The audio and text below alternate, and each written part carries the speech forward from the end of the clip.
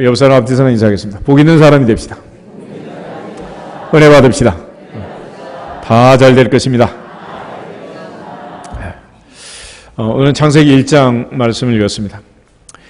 성경은 하나님의 말씀을 기록한 책입니다. 하나님의 말씀의 특징은 약속과 성취라는 구도로 하나님이 약속하시고 그 말씀이 이루어지는, 하나님이 약속한 언약을 하나님 반드시 지키시는 그런 기록들을 우리에게 주고 있습니다. 천지가 하나님 말씀으로 창조된 것도 말씀을 통해서 아는 것이고, 또 오늘도 우리가 살아가는 인생길에 어떤 인생을 살지 하나님 주신 말씀을 믿고 내게 주신 말씀으로 받으면 그 말씀은 또 믿는 자 속에서 역사하시는 것을 믿습니다.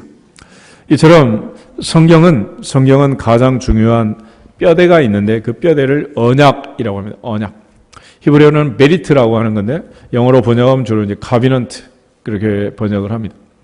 하나님께서 주시는 이 모든 약속, 그것은 반드시 이루어진다. 그런데 하나님이 하시는 약속이 이루어진다 하는 말은 그 언약의 말씀을 주신 하나님 아버지가 신실하시다, 참되시다, 약속을 반드시 지킨다 하는 것입니다. 만약 하나님이 약속을 지키지 않는다면 우리의 신앙생활은 참 혼란하게 될 것입니다. 내가 구원해 주겠다라고 약속해가지고 너 하는 거 보니 안 되겠다라고 뒤집어 버리면 구원받을 사람이 누가 있겠어? 하나님께서는 한번 약속하시면 그 약속을 뒤집지 않고 자기 아들을 십자가에 내어주시고 나를 대신해서 내 죄값을 지불하도록 피해를 볼 수 있지만 하나님은 약속을 지킨다. 아멘. 이것이 하나님과 우리 사이의 차이점이고, 성경은 그런 의미에서 1.1획도 변함이 없고, 예수님께서 오셔서 하신 말씀, 나는 율법이나 선지자를 폐하러 온 줄로 생각하지 말아라. 내가 완성하러 왔다. 완전케 하러 왔다. 주님 마지막 운명하실 때 다 이루었다라고 말씀하셨습니다. 그래서 성경에 있는 이 모든 말씀의 가장 중요한 구도, 뼈대는 언약이고, 이 언약을 우리가 잘 믿으면 이 말씀대로 반드시 이루어지게 될 줄로 믿습니다. 우리가 병원에 가서 엑스레이를 찍으면은 뼈대가 나오잖아요. 그죠? 사람의 뼈가 나옵니다. 만약 성경을 엑스레이를 찍으면 뭐가 나올까? 이 언약의 뼈대가 나와 있어요. 약속. 그래서 이 약속들을 보면 하나님께서 이제 많은 약속을 주셨지만은 아담에게 준 약속도 있고, 또 노아에게 준 약속도 있고, 아브라함에게 준 약속도 있고, 이삭과 야곱에게 준 약속도 있고, 모세한테 준 약속도 있고, 여호수아에게 준 약속도 있고, 사무엘에게 준 약속도 있고, 또 에레미야를 통해서 새 약속도 있고, 예수님이 우리에게 주신 약속도 있고, 많은 약속들이 있습니다. 그래서 이 약속들을 우리가 보고 또 이 약속들을 이루어지는 과정을 보면서 하나님 어떤 분이냐? 우리 하나님은 약속을 지키신다. 아멘. 그럼 인사하겠습니다. 하나님은 약속을 지키십니다. 느헤미야 9장을 한번 찾아보겠습니다. 느헤미야 9장 32절. 느헤미야 9장 32절. 한 절만 우리 같이 읽어보겠습니다. 구약성경 741페이지. 느헤미야 9장 32절. 오늘 청소년부, 청년부 같이 예배드리는데 엄마가 이렇게 성경을 못 찾나 그러면 안 되니까 빨리빨리 잘 찾도록. 같이 보겠습니다. 우리 하나님이여 광대하시고 능하시고 두려우시며 언약과 인자하심을 지키시는 하나님이여. 아멘. 거기까지 보겠습니다. 우리 하나님이여 광대하시고 능하시고 두려우시며, 특별히 언약과 인자하심을 어떻게 하시는? 지키시는 하나님. 언약을 지키시는 하나님, 인자하심을 지키시는 하나님. 언약은 히브리말로 메리트라는 말인데, 이 인자하심이란 말은 헤세드라고 합니다. 헤세드. 이 헤세드라는 말은 성경에 이제 인자라고 번역을 많이 하지만은 자비, 긍휼, 친절, 충성, 확실한 사랑. 그래서 하나님이 우리를 향하신, 우리에게 베푸신 모든 은혜와 사랑을 통칭해서 헤세드라고 합니다. 다시 말하면 하나님은 한 번 말씀하시면 반드시 언약을 지키시는데, 그 하나님은 어떤 하나님이냐? 신실하신 하나님. 사람과 사람도 약속을 하고 계약을 쓰죠. 근데 우리는 늘 계약을 또 깨고 파기하고 그런 경우가 많단 말이에요. 그래서 약속을 하고 법을 만들어도 둘 사이에 신실함이 바탕을 이루어야 이게 이루어지는 거지, 그러지 않으면 그 언약은 무효다. 우리가 결혼을 하면 남편과 아내 사이에 언약을 맺잖아요. 그렇지만 그것도 두 사람의 신실함을 근거로 할 때 이루어지는 거지, 둘 사이에 그런 게 없이, 요즘 가끔 뉴스를 보면 위장 결혼도 하고, 어떤 법적으로 거짓으로 이혼을 하기도 하고, 이런 희한한 일들이 많다. 요즘 또 이제 남북 간에 여러 가지 조약을 맺고 합의를 하고 전 세계를 향해 발표를 하지만은 여기에 대해서 우리가 그렇다라고 마음이 편안해지기보다는 왠지 불안한 그런 이유는 뭐겠어요? 그동안의 과정을 보면 둘 사이에 신실함이 있어요, 없어요? 없으니까.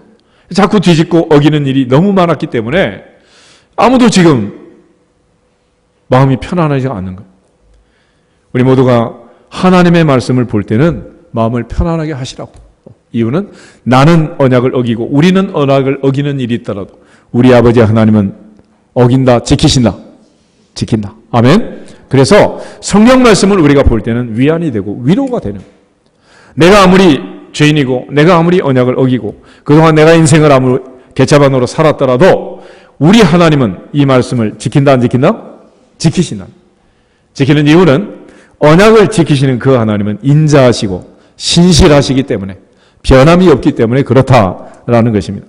그래서 이 언약의 하나님과 인자하신 하나님은 항상 동의어적으로 이제 같이 다니는데, 시편 89편을 한번 더 보겠습니다. 시편 89편 28절. 시편은 성경 가운데 펴면 딱 나오게 되어 있습니다. 웬만하면 다 나와. 사과를 쪼개듯이 가운데를 펴면 돼. 시편 89편 28절 한 절만 읽어보겠습니다. 28편. 그를 위하여 나의 인자함을 영원히 지키고 그와 맺은 나의 언약을 굳게 세우며. 아멘.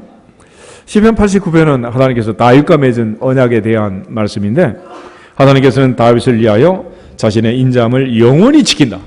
다윗과 맺은 하나님의 언약을 굳게 세운다.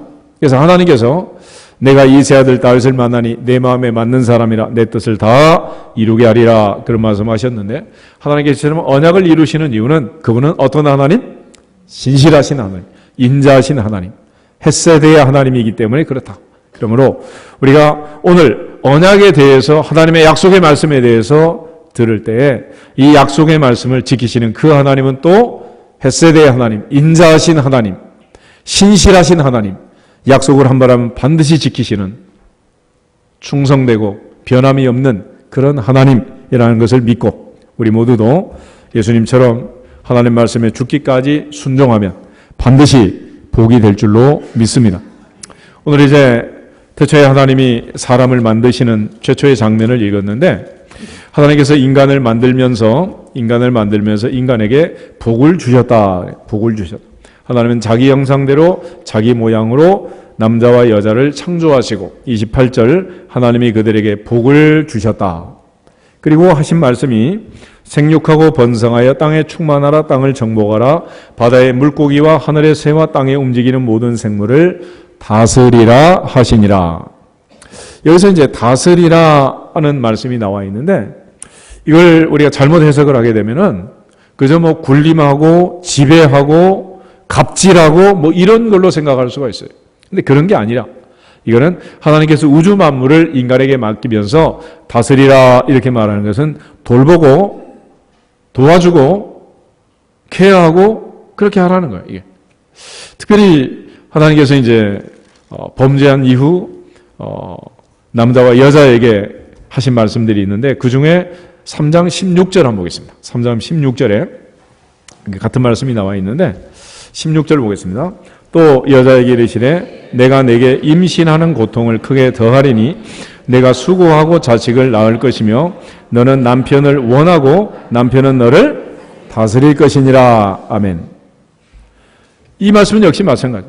남편이 아내를 다스린다, 다스려라 이렇게 말하는 것은 지배하고 군림하고 억압하고 이런 게 아니고 평생 돌봐주고 책임져주고 보살펴주고 도와주고 그렇게 하라는 거예요.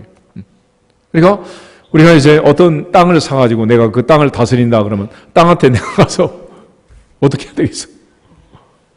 돌멩이는 골라주고 가시원공 제거하고 옥토를 만들어서 씨를 뿌리고 갖고 가지고 꽃이 피고 열매가 맺으면 그것이 바로 다스리는 자의 기쁨이라는 거예요. 그러므로 우리가 이제 아이를 낳아서 키운다, 다스린다 그러면 애를 뭐 유치원 선생님처럼 추운 겨울에 막 빨가 뺏겨가지고 내놓고 이러면 안 되잖아요. 어떻게 해야 돼?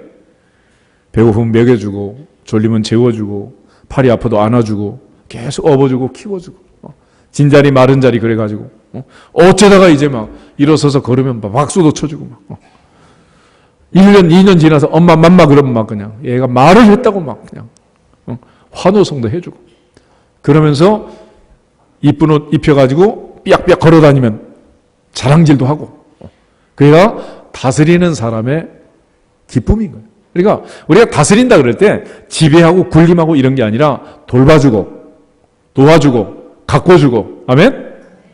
그래서 남자는 대충 하고 다니고 여자는 이쁘게 갖고 가지고 다니는 거야. 그게 다스리는 자의 기쁨인 거지. 그러니까 남자는 그냥 아무거나 입고 다녀도 괜찮은데 옆에 있는 여자는 이쁘게 하고 다녀야 폼이 나는 거야 이게. 그렇지 않겠어?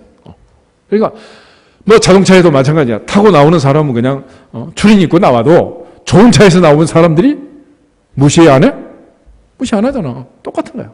그러니까 내가 사는 집이 크고 내가 사는 나라가 금수강산이면 대한민국 비자 가지고 세계 나갈 때 세계 사람들이 우리 무시해요? 존중해요?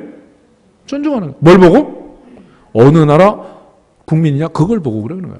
그러니까 우리가 다스린다는 것은 이해를 잘 하셔야 됩니다. 그래서 하나님은 우리에게 맡겨주시고 책임을 주시는 거예요.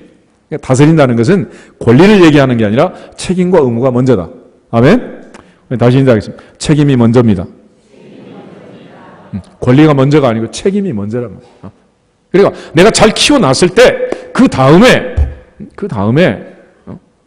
아빠 가방도 사와라, 엄마 옷도 사와라 이렇게 하는 거지. 내가 키우지도 않고 그렇게 할 수가 있겠어요? 내가 잘 가꾸고 해놓은 다음에 사과도 따먹고 배도 따먹는 거지.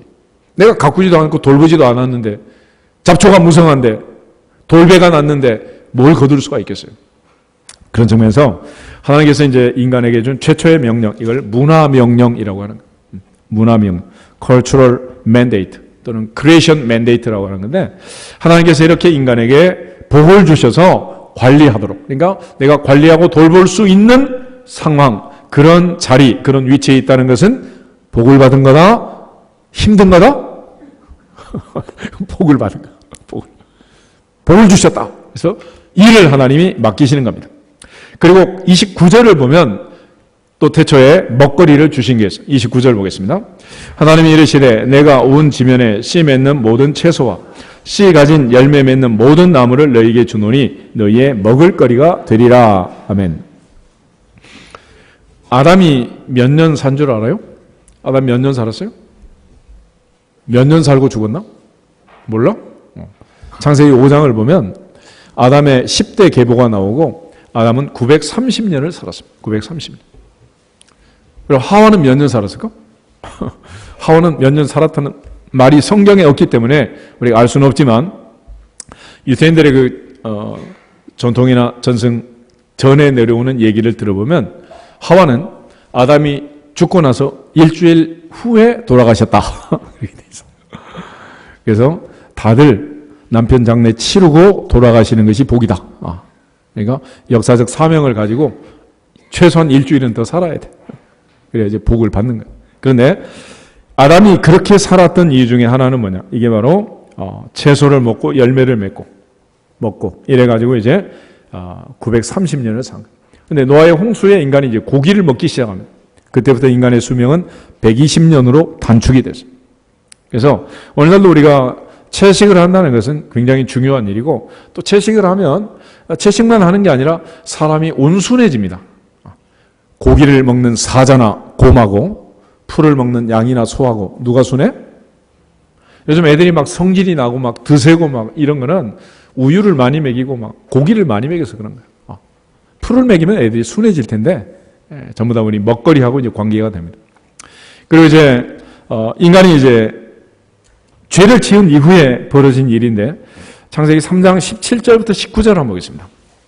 17절부터 19절. 아담에게 이르시되 내가 내 아내의 말을 듣고 내가 내게 먹지 말라 한 나무의 열매를 먹었은즉 땅은 너로 말미암아 저주를 받고 너는 내 평생에 수고하여야 그 소산을 먹으리라. 땅이 내게 가시덤불과 엉겅퀴를 낼 것이라. 내가 먹을 것은 밭의 채소인즉 내가 흙으로 돌아갈 때까지 얼굴에 땀을 흘려야 먹을 것을 먹으리니 내가 그것에서 취함을 입었음이라. 너는 흙이니 흙으로 돌아갈 것이니라 하시니라. 아멘. 아담이 범죄한 이후 이제 변화가 생겼습니다. 그 변화 중에 하나는 땅이 저주를 받아서 가시와 엉겅퀴가 생긴 거예요. 그러니까 이 가시와 엉겅퀴를 제거하고 그 다음에 이제 돌멩이를 골라내고 옥토를 만들어서 농사를 지어가지고 소산을 먹어야 되니 이마에 땀이 흐르도록 수고를 해야 한다라는 겁니다. 그래서 하나님께서 여기서 이제 두 가지를 동시에 말씀하는데 하나는 먹지 말아야 할 것, 그걸 먹으면 안 된다는 거예요. 그리고 또 하나 인간은 땀이 흘러야 한다. 그래서 이 두 가지가 오늘날도 우리에게 제일 중요한 건강의 관건이 되는 거예요. 먹는 거를 잘 먹되 먹으라고 하는 것을 먹고 먹지 말라는 것을 먹지 말아야 한단 말이에요. 또 하나는 땀이 흐르는 것은 언제 땀이 흘러? 가만히 있으면 땀이 나나? 움직여야지. 그래서 애들처럼 그냥 계속 움직이면 1년에도 막 10cm씩 크잖아.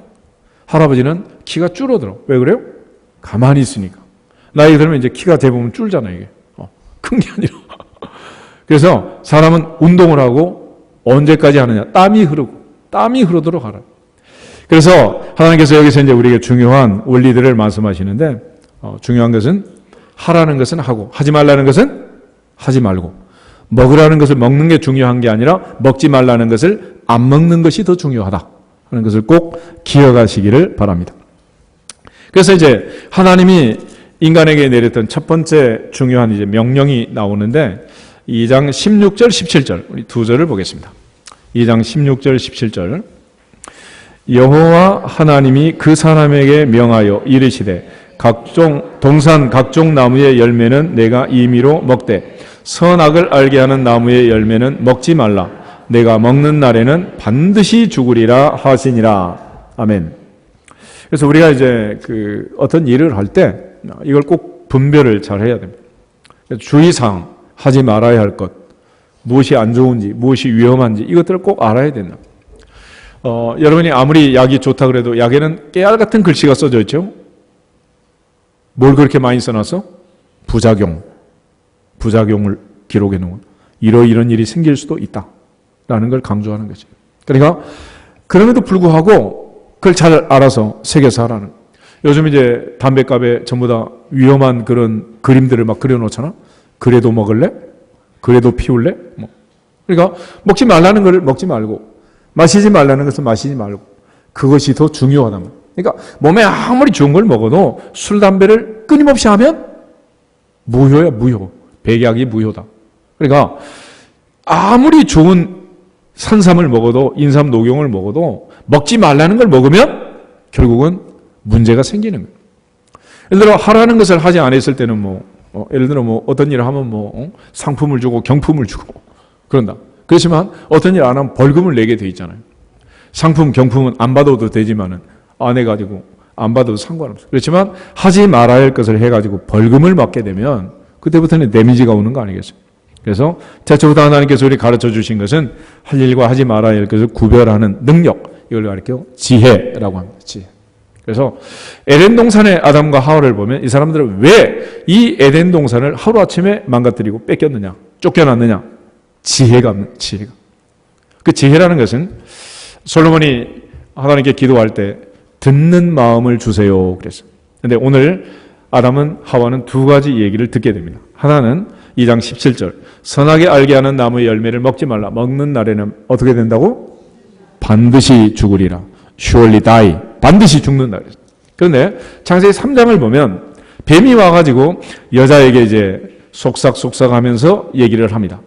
그 중에 3절, 4절, 두 절을 한번 읽어보겠습니다.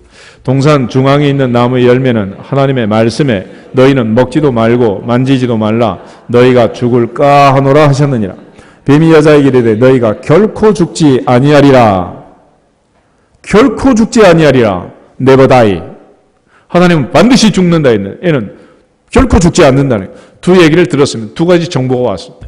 어느 쪽을 선택하느냐, 어느 쪽이 맞느냐 판별하는 능력, 그걸 뭐라고? 지혜라고 합니다. 지혜.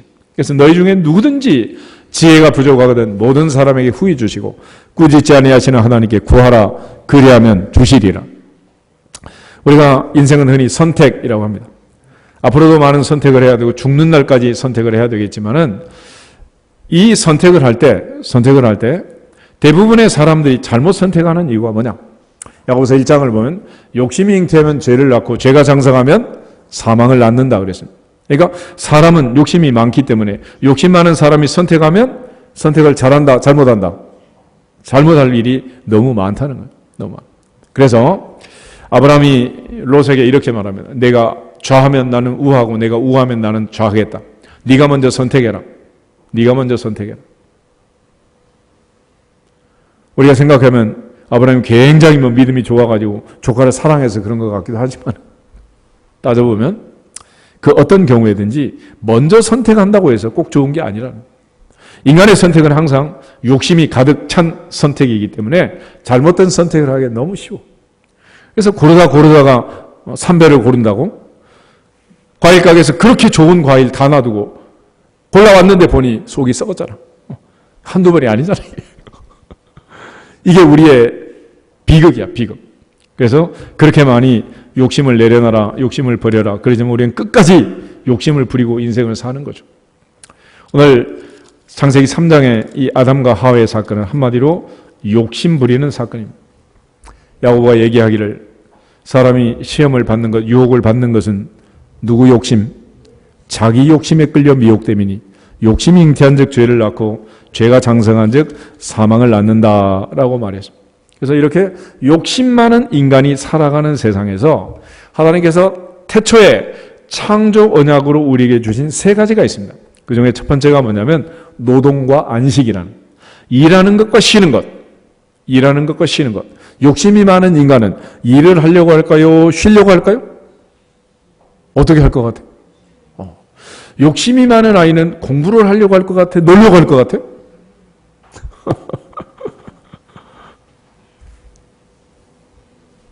애들 나름이겠지만 문제는 하나님께서 우리를 너무 잘 아시기 때문에 규칙을 정하는 규칙을. 그래서 안식일을 하나님이 제정하시는데 창세기 2장 1절에 3절 한번 보겠습니다.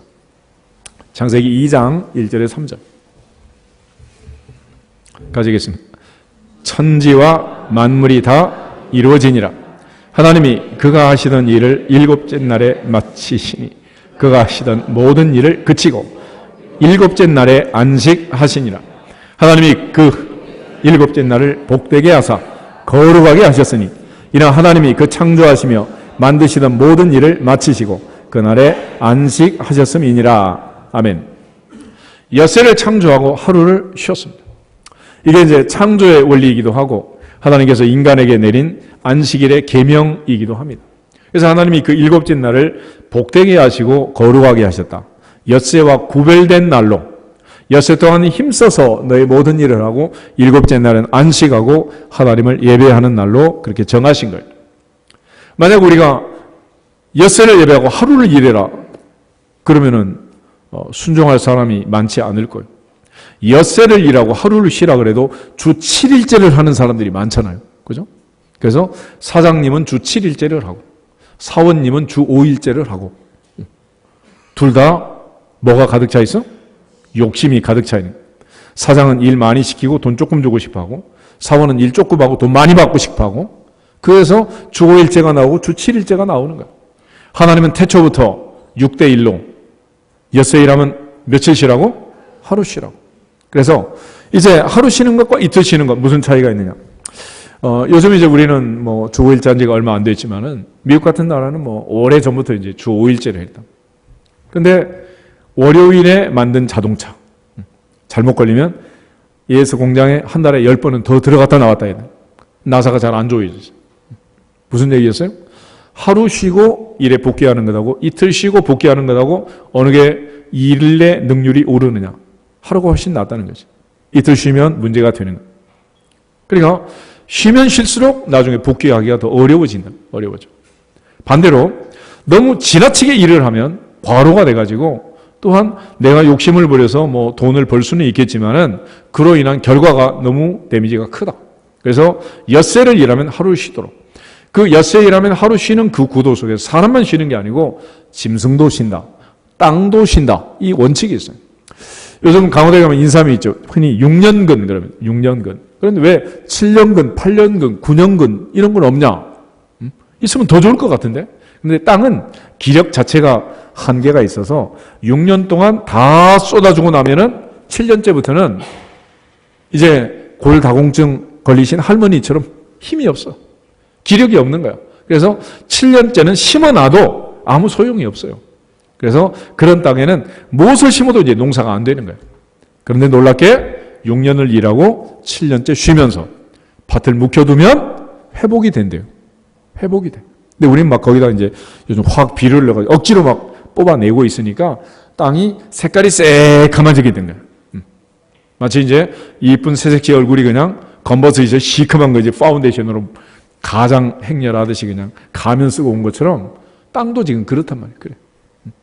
이 모두 다 하나님의 명령을 어긴 결과들이 이제 이렇게 나타나고 있는 거죠.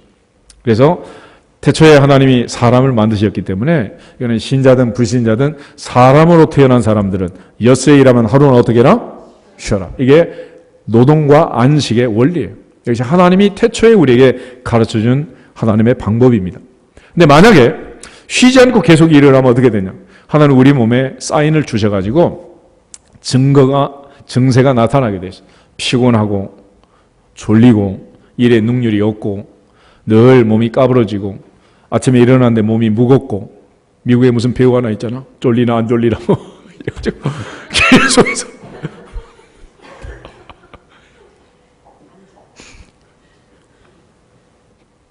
병든 병아리처럼 막 애들도 막 수업 시간에 비실비실 계속 자.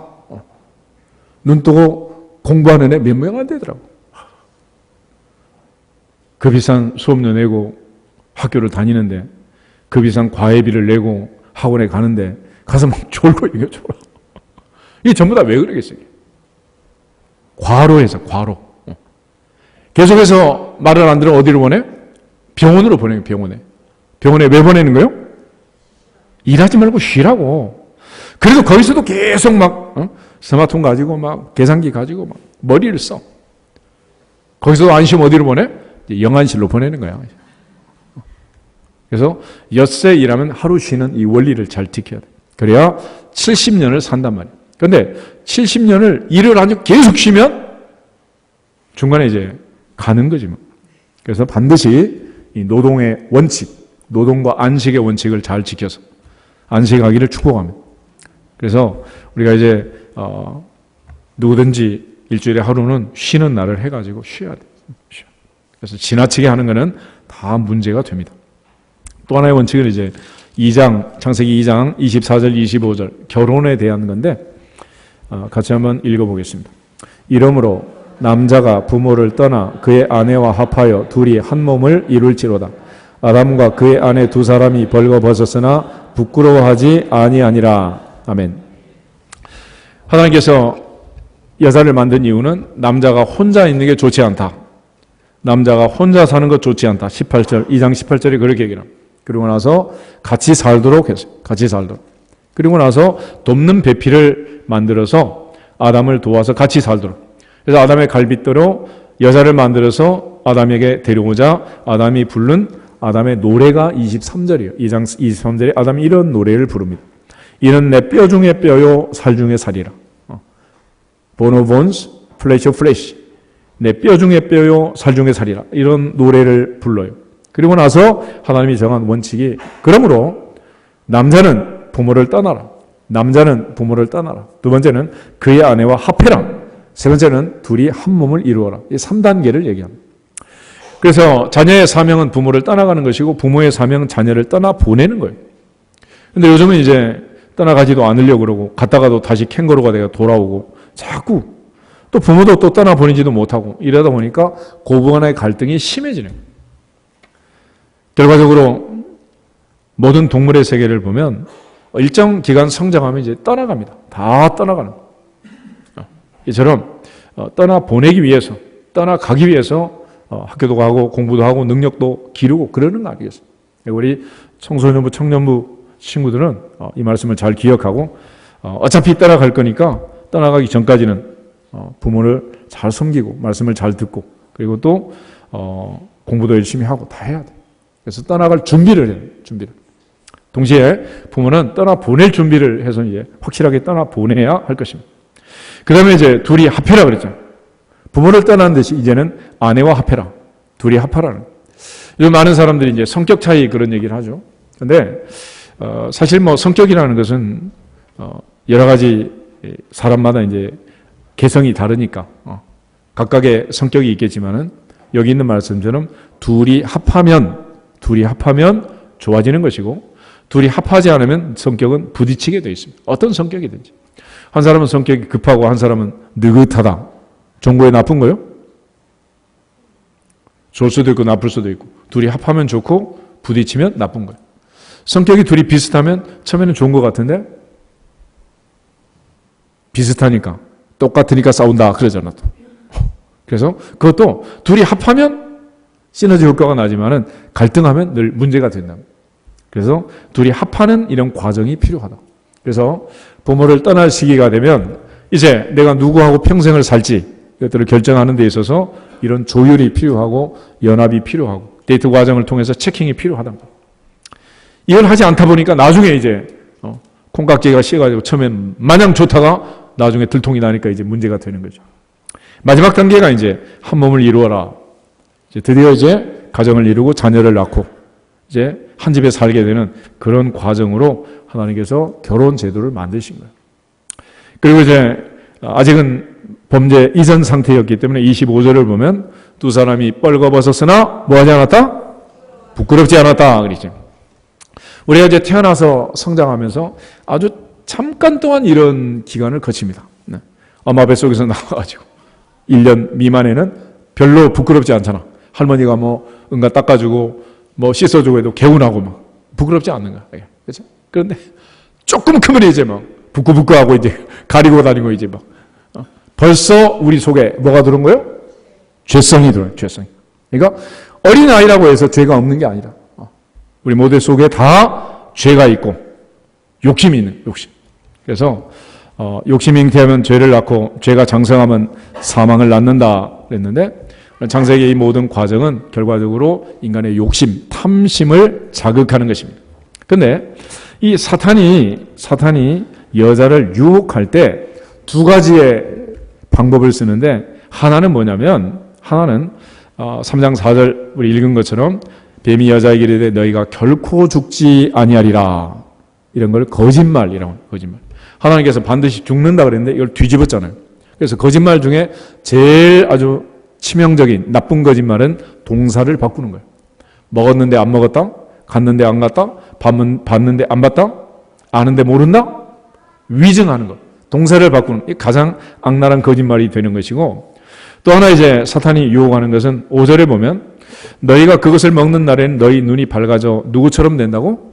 하나님과 같이 돼서 선악을 알 줄 하나님이 아십니다. 하나님이 사기친 거다. 하나님을 거짓말쟁이로 만든 거예요.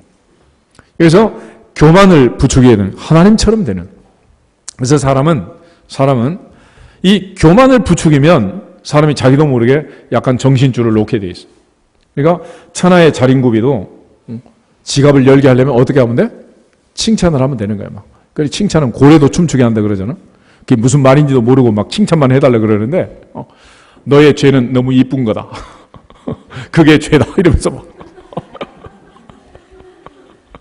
칭찬을 하면 너 없이 막 우리 교회 무너진다. 우리나라가 되겠느냐?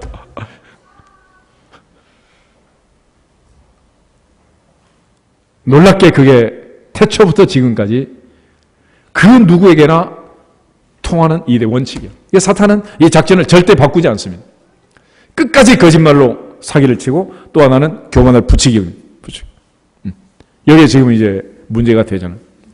그래서 남북대화, 북미대화 이것도 보면은 은근히 막 상대방을 어떻게 아무도 하지 못하던 일을 막 이러면서 막 높이고 있잖아. 막. 그 말에 또 그냥 막 흥분해가지고 막 또 이게 태초부터 썼던 작전들인데 너무 잘 통해. 그래서 요한복음 8장 44절에 가면 사탄을 가리켜서 거짓의 아비라고 있어요. 거짓의 아비. 요즘 전 세계 인구를 한 70억 잡습니다. 70억. 그 중에 이제 영어를 쓰는 인구도 있고 중국말을 하는 인구도 있고 얼마나 많은 언어가 있어요. 한국말, 캄보디아 말. 그런데 가장 많이 이제 쓰는 언어가 중국어 내지는 영어라고 그래요. 영어 쓰는 인구하고 중국어 쓰는 인구하고 어느 쪽이 많을 것 같아요? 그런데 영어가 많을 것 같기도 한데 실상은 중국어가 더 많대요. 중국어 쓰는 인구가 그렇게 많대요. 그런데 영어 쓰는 인구보다도 중국어 쓰는 인구보다도 더 많이 하는 말이 있대. 그게 거짓말이라고 해요. 전 세계 인류가 다 하는 말이야. 그게 거짓말. 그런데 그 거짓말을 레슨하는 학원의 원장님이 누구다? 이게 바로 사탄이야, 사탄. 이 마귀가 거짓말을 가르쳐가지고 거짓말을 끊임없이 하는 거예요. 심지어 이제 5살짜리가 물을 엎지잖아. 그러면 너 왜 그랬니? 엄마가 혼을 내면 옆에서 누워있는 2살짜리한테 제가 그랬다고 뒤집어 씌우는 거예요. 그래서 오늘 이제 창세기 3장을 보면 하나님이 아담에게 찾아오십니다. 왔을 때 아담에게 나타난 놀라운 변화가 있어요. 그 중에 하나가 뭐냐면 두려움이라는 것인데 8절, 9절, 10절 세 절을 같이 한번 보겠습니다. 창세기 3장 8절.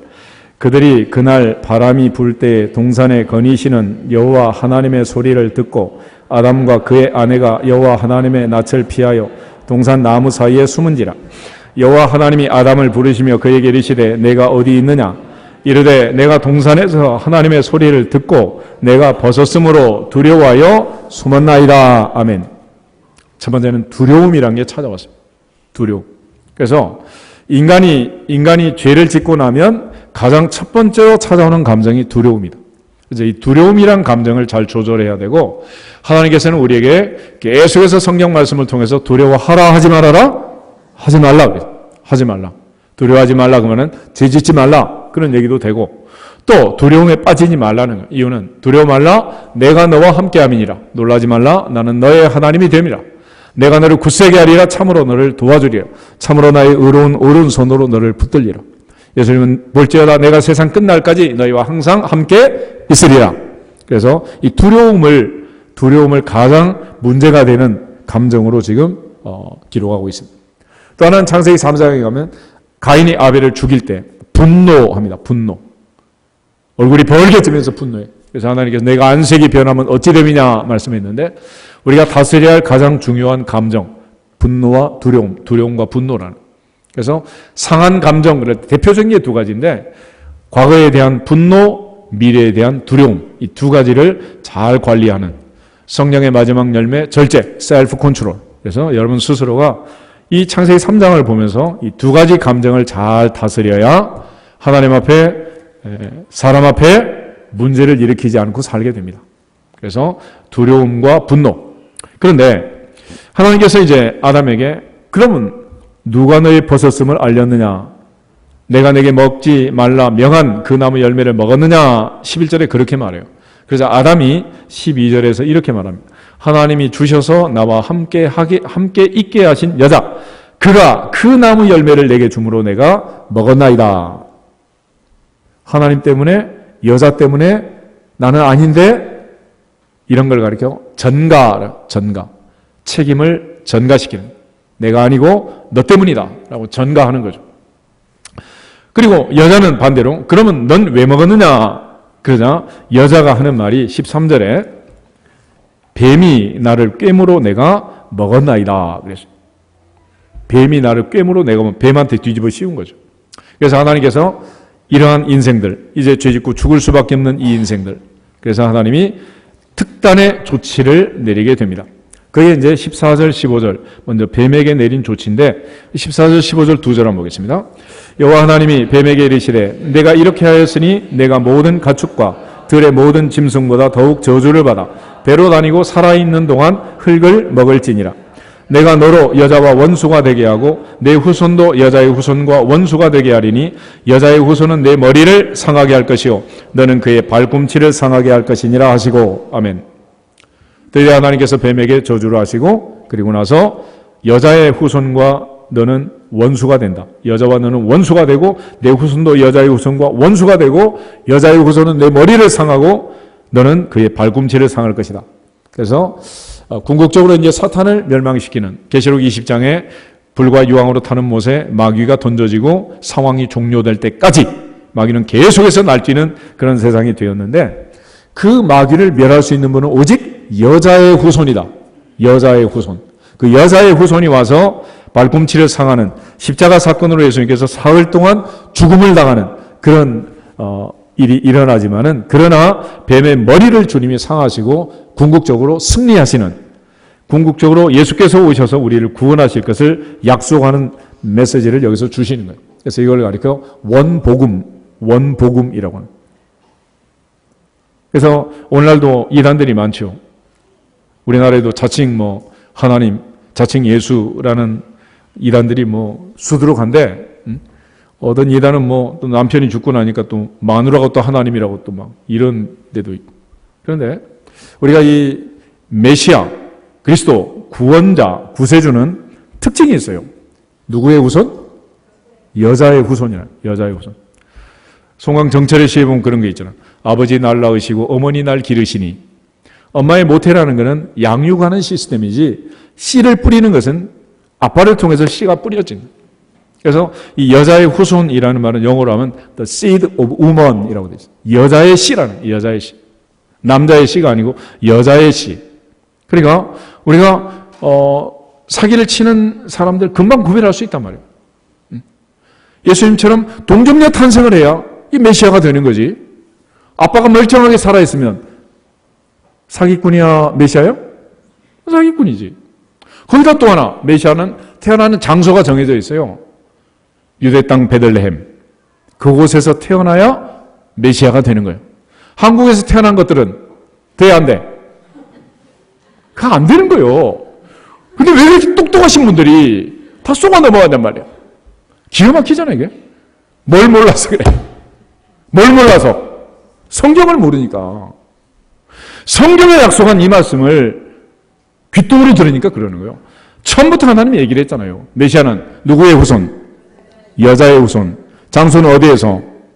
베들레헴에서 태어나야 된다면. 베들레헴에서. 그래서 성경은 그렇게 해서 오신, 여자의 후손으로 오신, 베들레헴에서 태어나신 그분이 구세주라고 우리에게 증언을 하는 거예요. 그러니까 이러한 구도는 누구만이 이룰 수 있느냐? 하나님만이 이룰 수가 있는 거예요. 사람은 할 수가 없는 거예요. 사람은.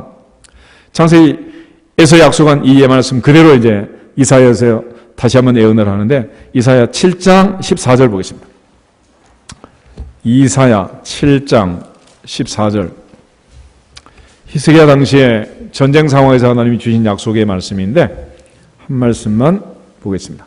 976페이지 이사야 7장 14절. 그러므로 주께서 친히 징조를 너희에게 주실 것이라. 보라, 처녀가 잉태하여 아들을 낳을 것이요 그의 이름을 임마누엘이라 하리라. 아멘.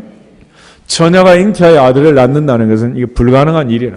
사내 없이. 그래서 동정녀 마리아도 나는 사내를 알지 못하는데 어찌 그런 일이 내게 있습니까? 천사 가브리엘이 은총을 받은 자요 라고 인사를 하자 깜짝 놀랐잖아요. 하나님의 은총을 받아서 배가 불러오는 마리아의 잉태는 하나님의 능력으로 성령의 감동으로 성령으로 잉태된 것이라. 처녀가 잉태하여 아들을 낳는다. 사람이 할 수 있는 일이 아니잖아요. 9장을 한번 더 보겠습니다. 이사야 9장 6절 7절. 예수님의 탄생에 대한, 메시아의 탄생에 대한 예고의 말씀, 예언의 말씀인데 같이 보겠습니다. 이는 한 아기가 우리에게 낳고 한 아들을 우리에게 주신 바 되었는데 그의 어깨에는 정사를 메었고 그의 이름은 기묘자라, 모사라, 전능하신 하나님이라, 영존하시는 아버지라, 평강의 왕이라 할 것이며 그 정사와 평강의 더함이 무궁하며 또 다윗의 왕자와 그의 나라에 군림하여 그 나라를 굳게 세우고 지금 이후로 영원히 정의와 공의로 그것을 보존하실 것이라. 만군의 여호와의 열심히 이를 이루시리라. 만군의 여호와의 열심히 이를 이루시리라. 누구의 열심? 여호와의 열심. 그러니까 이거는 하나님이 아니고는 이룰 수 없는 방법이다. 하나님의 능력이 아니고는 있을 수 없는 일이다. 그 방법으로 하나님은 우리를 구원하실 것을 아담에게 약속을 하시는 거예요. 하와에게 약속을 하신 것입니다. 그래서 아담과 하와가 범죄한 이후에 여자와 뱀 사이에 적대감을 하나님이 주신 거예요. 원수가 되게 했습니다. 우리가 원래 적대감을 가지고 산다는 것은 좋은 거예요? 안 좋은 거예요? 안 좋은 거라고만 생각하면 그렇게 되겠지만은 여기서 말하는 적대감은 좋은 거예요. 만약에 하와와 뱀이 계속 사이가 좋으면 어떻게 되겠어? 이제 선악과 하나가 아니야. 기둥불이 다 뽑히는 거예요. 이제 집 문서, 땅 문서 다 갖다 주고 이제 완전 사기를 당하는 거죠. 이제부터는 뱀이 무슨 말을 하든지 적대감을 가지고 체킹을 하라는 거예요. 같이 커피 마시고 인사하고 다니면 돼, 안 돼? 그래서 이단하고는 인사도 하지 말라 그렇게 말하는 거예요. 그러니까 죄를 짓자 하는 사람하고는 적대감을 가져야 돼? 친밀감을 가져야 돼? 그래서 하나님이 이런 감정을 주신 거예요. 그래서 인간은 누가 나쁜 짓 하자 그렇게 말하면 내 마음이 기쁘고 평안하고 즐겁고